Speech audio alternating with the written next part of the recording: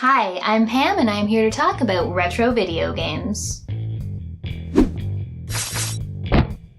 Today I'm talking about one of the more technically impressive and challenging shoot-'em-ups out there, along with the event that it was created for. It's Recca.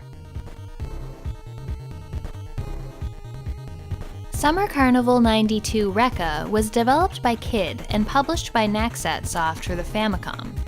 Recca is a vertically scrolling shooter known for its intense difficulty and ferocious speed. Because of the late date of release, July 17, 1992, almost 2 years after the Super Famicom came out, and the fact that it was created specifically for a competition, the cartridge is quite rare and expensive, with a loose cart going for hundreds of dollars. The game never made its way outside of Japan in any official capacity until it released on the 3DS eShop in 2013.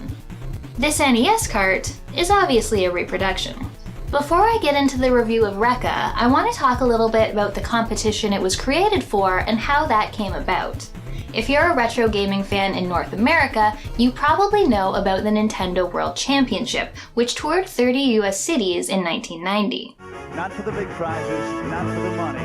We're doing it for fun, we're doing it for Mario. Players were challenged to a custom game of Super Mario Bros., Rad Racer, and Tetris. Finalists were awarded with what's now one of the most rare NES cartridges. This event was a one-time deal, at least until it was resurrected in 2015.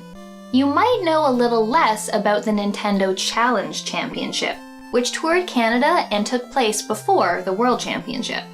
In that, a mobile gaming room installed in a 40-foot truck traveled across Canada, challenging players to a game of Super Mario Bros. While these events were one-offs, over in Japan, national video game competitions were a yearly event.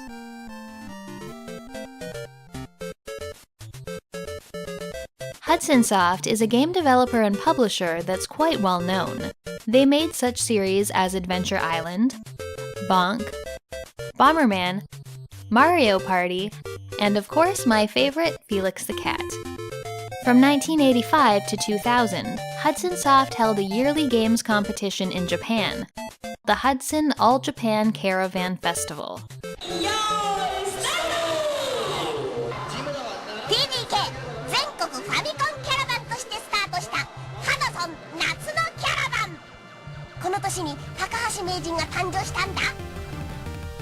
Most years, this contest focused on a single game, and up until the later years, it was generally a shoot-'em-up, or STG, which is the common abbreviation for shooting games in Japan. Caravan games are specifically shoot-'em-ups that are played for score, usually in rounds of 2 or 5 minutes. When these competitions started, the games did not have timers or caravan modes built in, and judges had to use stopwatches as the kids played. The games also didn't have auto-fire at this point, so being able to tap that button as fast as possible was just as important as reacting to what was going on screen. Elementary school kids from all over Japan would take part in the contest, practicing all summer before competing for the title of national champion. While the first few years featured Famicom games, from 1988 onwards the games were all played on Hudson Soft's own hardware, the PC Engine. The Star Soldier series was heavily featured in the competitions, though in '89 they changed things up a little and featured Gunhead, known outside of Japan as Blazing Lasers. Post-1992, the Caravan moved away from its shoot-'em-up focus and started featuring less punishing games, like the Bomberman series.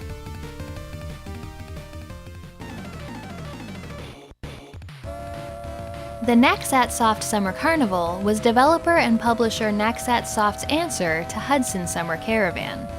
Though Naxat Soft was quite prolific, it isn't that well known outside of Japan, as they tended to only make and publish games there, mostly for the PC Engine.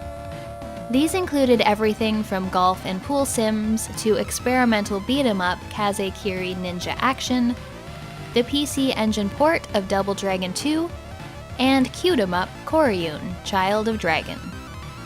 They also worked with notable shoot-'em-up developer Compile on the Crush Pinball series and their first Summer Carnival game, 1991's Seirai Senshi Spriggan.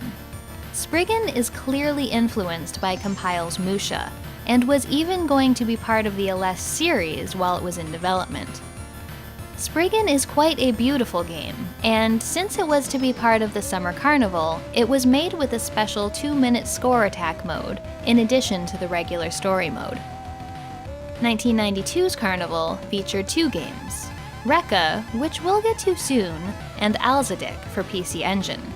Alzadik is a little underwhelming for the home player. It features different score attack modes, but the story mode only contains 2 stages, each of which can be finished in about 3 minutes. 1993 featured Nexer Special on the PC Engine, a re-release of Nexer, which added score and time attack modes and removed the game's cutscenes. Nexer was made by Kaneko and is very similar in looks and gameplay to Superstar Soldier, which they also made, and was Hudson's 1990 Caravan game. Naxat's Summer Carnival was not nearly as popular or successful as Hudson's, and it ended here, after its 3rd year. So now that we know the history of the summer game Carnival, let's get to Recca. What's the game like, and why do we still talk about it today? Though published by Naxat Soft, Recca was developed by Kid, probably best known over here for Kickmaster and G.I. Joe on the NES. The name Recca means raging fire or blazing fire, hinting at its intensity. Recca shows its provenance as a competition game at every turn. It's very fast and immensely challenging, a game you need to practice and learn in order to get through it, or have a hope of getting an impressive score. From the main menu, there are 3 game modes, 2 of which are caravan modes. Score Attack challenges you to get the highest possible score in 2 minutes, and Time Attack tasks you with getting to 1 million points in the shortest time possible, with a 5-minute time limit. And then there's the normal mode, which consists of 4 stages. There are 5 different primary weapons that you can switch between and power up by grabbing the blue pickups, with letters denoting what weapon they contain. The primary weapons are pretty standard: forward-facing blasts, 2 types of spread shots, homing attacks, and laser beams. Each of these has their own strengths and weaknesses, and some which start out unimpressive at low power levels, like the laser, can get very strong by continuing to grab that same type of power capsule. There are also 5 sub-weapons which come from the red pickups. These take the form of smaller pods at the side of your ship, which can fire in different directions or patterns. They can face forwards, backwards, fire in the direction opposite of where you're heading, rotate around you, or seek out enemies. You can also press select to change the speed of your ship. One interesting thing about the weapons is that they're fired separately as opposed to everything firing all at once. You fire your primary weapon by holding down B and your secondary weapon by holding down A. This allows for some more adaptability when it comes to Recca's most interesting mechanic: the bomb. When you're not firing your primary weapon, a bomb in front of your ship charges up. While it's present, it acts as a bit of a shield, deflecting smaller enemies and projectiles that come straight at you. You can fire your secondary weapon while charging the bomb, so you're not completely helpless.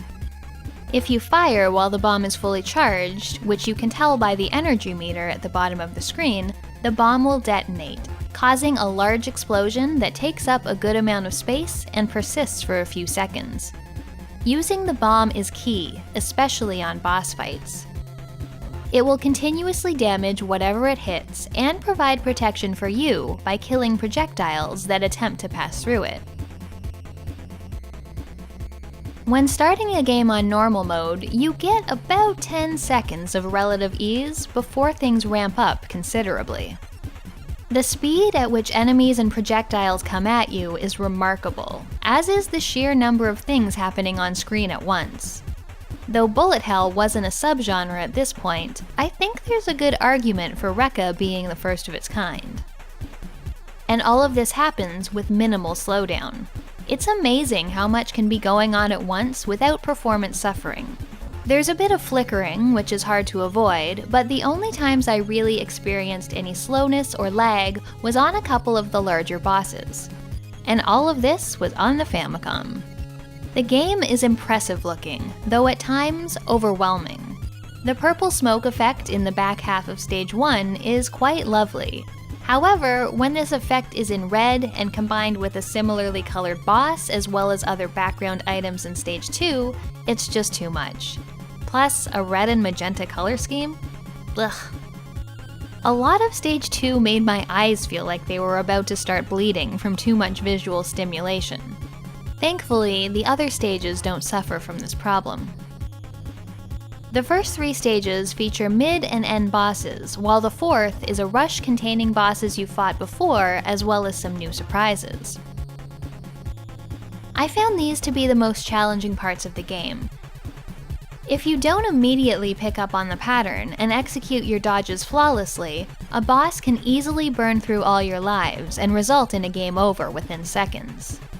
Though the speed, attack patterns, and sheer number of enemies on screen make Recca wickedly hard, there are also some mechanics that make things a little more forgiving. When you lose a life, you just keep going from where you are. You don't have to worry about going back to the start of the level or a checkpoint. This is appreciated, as learning the game takes enough repetition as it is. There are also 1-ups to find that drop from enemies. And though losing a life means you lose all your upgrades, primary and secondary weapon power-ups are plentiful. You'll have time to power yourself up again, unless you lose a life on a boss. But that is where the bomb comes in. You always have this, and it can help you survive seemingly desperate situations. The UI tells you everything you need to know: your speed, shield, lives left, score, top score, and the time of your run.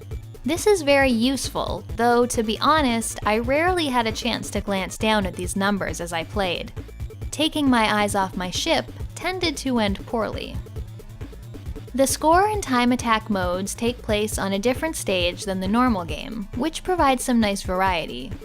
Here, it's all about getting the highest score you can, as fast as you can, and it requires some real strategy. You gain points for killing enemies, picking up the blue wings which drop, and also, somewhat counterintuitively, from not firing your weapon.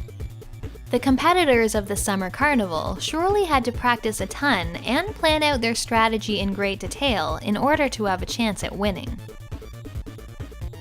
Recca also features 2 hidden modes. Once you've cleared normal, you can hard reset the system to open up the hard mode, which contains 7 stages and takes twice as long to beat as the normal mode. Zanky Attack, unlocked by a secret button combination, starts you with 50 lives, but makes any enemy you kill release extra bullets as they die. There's also a hidden screen, which lets you choose your stage or listen to the game's music. And speaking of music, it's also quite incredible. Composer Nobuyuki Shioda wanted a dark and heavy sound and said he was inspired by Detroit techno. The low bass and drum sounds from DPCM samples were made so prominent by reducing the volume on the other sound channels. Like the visuals, Recca's music is fast, intense, and impressive, but can occasionally be a little overwhelming. They certainly fit together well. Intense is the word that best describes Recca. The gameplay, sounds, and visuals all come at you fast and furious. It's great if you want to take on a challenge, but be prepared to die. A lot. I think we still talk about Recca today because it's a technical marvel, exhibiting the pinnacle of programming on the Famicom. And also because it's one of the last remnants of the annual summer shoot-'em-up competition, a phenomenon that I kinda wish would make a comeback. Thanks so much for watching my Recca retrospective. If you're interested in more shoot-'em-ups that were mentioned in this video, check out my reviews of Musha or Blazing Lasers. I also have a Patreon if you want to support what I'm doing here. Thanks for watching, and I'll see you next time.